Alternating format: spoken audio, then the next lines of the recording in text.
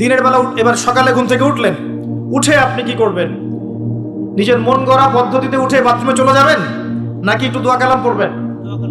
উঠে দোয়া পড়বেন, আলহামদুলিল্লাহিল্লাযী আহইয়ানা বা'দা মা আমাতানা ওয়া ইলাইহি।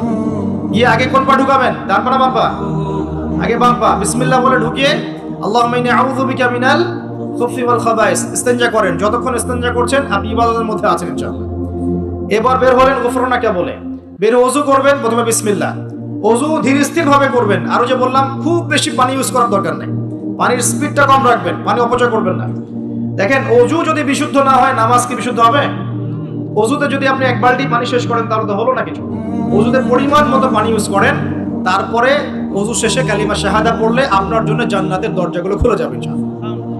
এবার মিসওয়াক করলেন ওযু শেষে, ওযুতেও মিসওয়াক করতে পারেন, শেষেও করতে পারেন। এবার আপনি পায়ে হেঁটে হেঁটে নামাজে যাচ্ছেন। নামাজে যাওয়ার সময় বাসা থেকে বের হবেন, এমনি এমনি বের হবেন না দোয়া পড়বেন? কোন দোয়া পড়বেন? বিসমিল্লাহি তাওয়াক্কালতু আলাল্লাহি ওয়া লা হাওলা ওয়া লা কুওয়াতা ইল্লা বিল্লাহ। বাস, বের হওয়ার সাথে সাথেই একজন ফেরেশতা আপনার সাথে চলে আসবে ইনশাআল্লাহ, শয়তান দূরে চলে যাবে। এবার পায়ে হেঁটে হেঁটে আপনি মসজিদ যাচ্ছেন, প্রত্যেক পদক্ষেপে হাঁটছেন, একটা করে পা ফেলছেন, একটা গুনাহ মাফ, একটা করে পা ফেলছেন, একটা নেকি লেখা হচ্ছে। আর কি চাই বলেন? আল্লাহ পাক রহমত দিচ্ছেন, মর্যাদা বাড়াচ্ছেন। এই সময় একটা দোয়া পড়তে পারেন, আমি শিখিয়ে দিই। এই দোয়াগুলো সব হিজতুল মুসলিম বইয়ের মধ্যে আছে। প্রিয় ভাই, সবগুলো দোয়া মুখস্থ করে ফেলেন। সারা জীবনে কত কিছু মুখস্থ করলেন। আমি ফখর করছি না, কিন্তু আমি বিশ্বাস করেন, এই মুহূর্তে যদি বাংলাদেশের সব দোয়ার বইও না থাকে, মুখস্থ একটা পুরা হিজতুল মুসলিম লিখে দিতে পারবেন ইনশাআল্লাহ। পুরা বইটা মুখস্থ করে ফেলবেন ইনশাআল্লাহ। পারা যাবে না? যদি ইসলাম তো এমনই, পৃথিবীতে যদি কোনো কোরআনের কপিস এখন না থাকে, এরকম কপিস, এরকম লক্ষ লক্ষ হাফেজ, কোটি কোটি হাফেজে কোরআন আছেন, আগামীকাল হওয়ার আগেই, সূর্য ওঠার আগেই কোরআন লেখা শেষ হয়ে যাবে। হবে না? মুখস্থ করে ফেলবেন। সবকিছু অ্যাপসে নির্ভর হবেন না, বইয়ে নির্ভর হবেন না, নিজের জেহেনে নিয়ে নেবেন ইনশাআল্লাহ। এরপরে আপনি চলার পথে পড়বেন, আল্লাহুম্মা ইজআল ফি কলবি নূরা ওয়া ফি লিসানি নূরা ওয়া ফি সামঈ নূরা ওয়া ফি বাসারি নূরা ওয়া আন ইয়ামিনি নূরা ওয়া আন শিমালি নূরা ওয়া মিন ফাওকি নূরা ওয়া মিন তাহতি নূরা আল্লাহুম্মা ইজআল ফি নাফসি নূরা। এই দোয়াটা পড়তে পারেন। এতে করে আল্লাহ পাক আপনাকে নূর দিবে। কি দিবে? নূর বা আলো দিবে ইনশাআল্লাহ। এই নূর আপনার জীবনেও লাগবে, কবরেও লাগবে ইনশাআল্লাহ। এবার নামাজে গেলেন, মসজিদে ঢুকবেন, কি এমনি এমনি না দোয়া আছে? ডান পা দিয়ে ঢুকবেন, দোয়া পড়বেন, বিসমিল্লাহ ওয়াসসালাতু ওয়াসসালামু আলা রাসূলিল্লাহ আল্লাহুম্মা ইফতাহ লি আবওয়াবা রাহমাতিক। একটা দোয়া আছে, আউযু বিল্লাহিল আযীম ওয়া বিওয়াজহিল কারীম ওয়া সুলতানিল কাদিম মিনাশ শাইতানির রাজীম। এটাও পড়তে পারেন। ব্যাস, এই দোয়া পড়লে শয়তান থেকে আপনি নিরাপদে থাকবেন। নামাজে দাঁড়ালেন, এই যে ফজর পড়বেন, যোহর, আসর, মাগরিব, এশা, 5 ওয়াক্তের নামাজ পড়বো না? প্রত্যেক ওয়াক্তের জন্য একটাই নসিহত, সেটা হলো নামাজের বাহ্যিকতা গুরুত্বপূর্ণ, কিন্তু বাহ্যিকতার চাইতে বেশি গুরুত্বপূর্ণ হচ্ছে নামাজের আধ্যাত্মিকতা, নামাজের হার্ট, মানে মারিফত, ইহসান, খুশু, এগুলো বেশি ইম্পর্টেন্ট। নামাজে মনোযোগ ঠিক থাকছে কিনা খেয়াল রাখতে হবে। মনোযোগ বাড়ানোর বুদ্ধি কি? একটা টিপস বলে দেই। মনোযোগ বাড়ানোর বুদ্ধি হচ্ছে, নামাজে যা বলছি মুখ দিয়ে, এগুলোর আরবির অর্থগুলো আপনার জানতে হবে। যদি আপনি অর্থটা জানেন, দেখবেন আপনার মনোযোগ অনেক বেড়ে গেছে ইনশাআল্লাহ। অর্থ না জানলে আপনি দাঁড়িয়ে থাকবেন, হাই তুলবেন, হাই, হুজুর তেলাওয়াত করছে, আপনি হাই তুলবেন, কারণ অর্থ আপনি বোঝেন না। একটু খেয়াল করেন, একটা এক্সাম্পল খেয়াল করেন। মনে করেন আপনার মা অসুস্থ, নাউজুবিল্লাহ, আপনার বাবা অসুস্থ, আল্লাহ না করুক, বা আপনাদের ছেলে সন্তান, মেয়ে সন্তান অসুস্থ। এখন আপনি কোনো উপায় নাই, ডাক্তার বলছে যে খুব সিরিয়াস অবস্থা, হয় না এমন মাঝে মাঝে? আচ্ছা, এখন আপনি সেজদায় পড়ে গেলেন, হাত তুললেন, তুলে আল্লাহকে বলছেন, আল্লাহ, আমার বাবা অসুস্থ, আমার মা অসুস্থ, আমার ছেলে বা মেয়েটা অসুস্থ, আল্লাহ তুমি তাকে শেফা দান করো। এই কথাটা বলার সময় আপনার চোখ দিয়ে পানি ঝরে না? ফিলিংস আসে না? এই ফিলিংসটা কেন আসে? কারণ আপনি যা বলছেন আল্লাহকে, সেটা আপনি উপলব্ধি করতে পারেন, ফিল করতে পারেন। আর নামাজে কেন মনোযোগ আসে না? কারণ নামাজ আমি যা পড়ছি এটা তো আমি ফিলই করতে পারি না, আমি তো এই ভাষাটাই বুঝি না, অর্থই জানি না, কেমন করে ফিল করব? এই জন্যই বলি, কোরআনের অর্থ জানার দরকার নাই। অর্থগুলো না জানলে তো পরে আপনি মনোযোগ পাবেন না, তো ইহসান পাবেন না। তো এই জন্য নামাজে মনোযোগ বাড়ানোর প্রধান শর্ত হচ্ছে অর্থটা বোঝার চেষ্টা করতে হবে। কি পড়ছি সূরা ফাতিহায়, কি পড়ছি রুকুতে, কি পড়ছি সেজদায়, হ্যাঁ, কি পড়ছি আমি তাশাহুদ, দরুদে, দোয়া, মাসুরায়, অর্থ জানতে হবে। এবং সেজদায় বেশি বেশি দোয়া করার চেষ্টা করবেন। নামাজ তাড়াহুড়া 3G 4G 5G তে যাবেন না, রিল্যাক্সে নামাজ পড়ুন, ইতমিনানের সাথে। জীবনে যত নামাজ পড়েছি, নামাজ সবচেয়ে সেরা নামাজ পড়েছি আমি ব্যক্তিগতভাবে বলছি, আমার জীবনে মক্কায় আর মদিনায়। নামাজ পড়লে দেখবেন মনে হবে যে আপনি মানে অন্য একটা জগতে চলে গেছেন। মাশাআল্লাহ, এত চমৎকার তিলাওয়াত, এত খুশু খুজু, বিনয়, নম্রতা, রিল্যাক্স, ধীর স্থির ভাবে 2 রাকাত ফজরের নামাজ পড়াচ্ছে, মাশাআল্লাহ 15 মিনিট 20 মিনিট সময় লাগছে।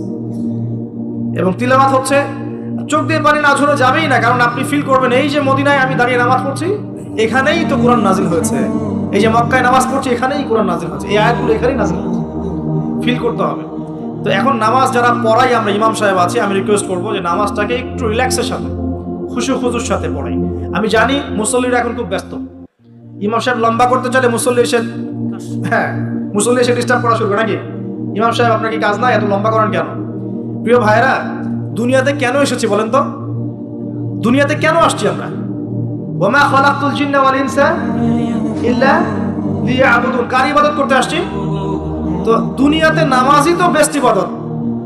এই ইবাদত করতে এত সময় হচ্ছে না, তাহলে দুনিয়াতে আসলাম কেন? দুনিয়া থেকে আমি শুধু বউ বাচ্চা, সন্তান সন্ততি আর ব্যবসা বাণিজ্য করতে আসছি? আল্লাহ পাক তো পাঠিয়েছেনই আমাকে ইবাদত করার জন্য, তাহলে আমি ইবাদতে এত তাড়াহুড়া কেন? রিল্যাক্স থাকেন, আল্লাহ পাক তৌফিক দান করুন। এইভাবে 5 ওয়াক্ত নামাজ পড়বেন, আল্লাহ পাক তৌফিক এনায়েত করুন। আর নামাজের কিছু বাহ্যিক মাসআলা আছে, এই মাসআলাগুলোকে নিয়ে কিছু ইখতিলাফ চলে আসছে দীর্ঘদিন থেকে। এই ইখতিলাফগুলোতে গিয়ে উম্মাহকে বিভক্ত করবেন না আল্লাহর ওয়াস্তে। যে যেটার উপর আমল করছেন আল্লাহর ওয়াস্তে করেন, কিন্তু এক ভাই আরেক ভাইয়ের সাথে গোশত কামড়াকামড়ি করেন না। কথা কি বুঝতে পারছেন? এগুলো ইখতিলাফি মাসআলা, ফিকহি মাসআলা, উলামায়ে কেরামের মধ্যে ইখতিলাফ দীর্ঘদিন থেকে ছিল, থাকবে।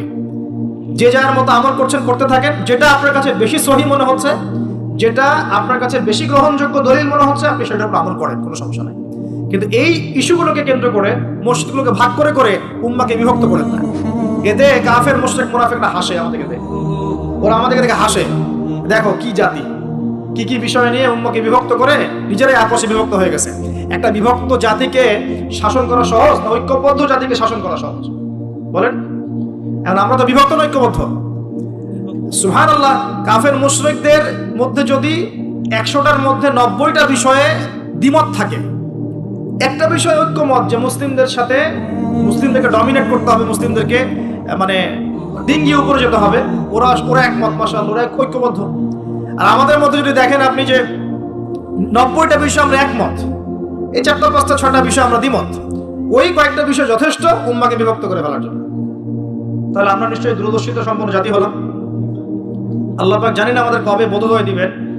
দোয়া করি আল্লাহ পাক এমন প্রজন্ম যেন নিয়ে আসেন যারা স্মার্ট হয়, বিচক্ষণ হয়, উম্মাহকে ঐক্যবদ্ধ করতে পারে। আমি যদি আমাদের দ্বারা না হয়, না হোক, আল্লাহ পাক এমন প্রজন্ম নিয়ে আসুক যে এই প্রজন্ম আল্লাহ রাব্বুল আলামিনের জমিনে উম্মাহকে ঐক্যবদ্ধ করে উম্মাহকে এগিয়ে নিয়ে যাবে ইনশাআল্লাহ। প্রিয় ভাইরা, এভাবে নামাজ শেষ করেন।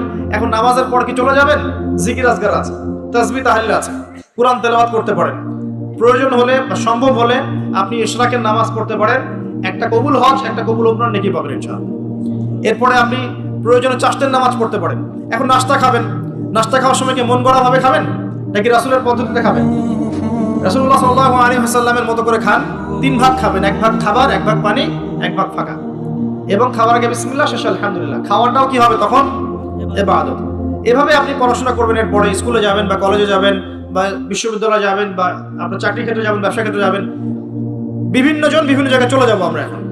এখন কি নামাজ তো পড়লাম রাসূলের মতো, তাহাজ্জুদ পড়লাম রাসূলের মতো, ওযু ইস্তেঞ্জা খাবার খেলাম রাসূলের মতো। এখন কি আমি অর্থনৈতিক জীবনে গিয়ে রাসূলের খেলাফ চলবো? আমি কি শিক্ষা ক্ষেত্রে গিয়ে রাসূলের খেলাফ চলবো? আমি কি পরিবারে এসে এখন রাসূলের আদর্শের বিরুদ্ধে চলবো? তাহলে কি আমি পরিপূর্ণ মুসলিম হতে পারবো? তাহলে সমাধান কি? ব্যবসা করতে গিয়েছেন, এখানে ব্যবসা সুন্নত আছে, মাপে কম দিতে পারবেন না, পণ্যে ভেজাল মিশাতে পারবেন না, কাউকে ঠকাতে পারবেন না, ঠিক আছে, মজুদদারি করতে পারবেন না, আপনি কৃত্রিম সংকট তৈরি করতে পারবেন না। ব্যবসার মূলনীতি মেনে চলবেন, ইনশাআল্লাহ আপনি এখানেও নাকি পাবেন ইনশাআল্লাহ। বরং সৎ ব্যবসায়ী হলে পরে আপনি নবীদের সাথে হাসর করতে পারবেন ইনশাআল্লাহ। চাকরি করতে গিয়েছেন, এখন কি ফাঁকি দিবেন কাজে? নাকি ঘুষ দিবেন? এখানে কি আপনি সুদ খাবেন? এখানে কি আপনি দুর্নীতি করবেন?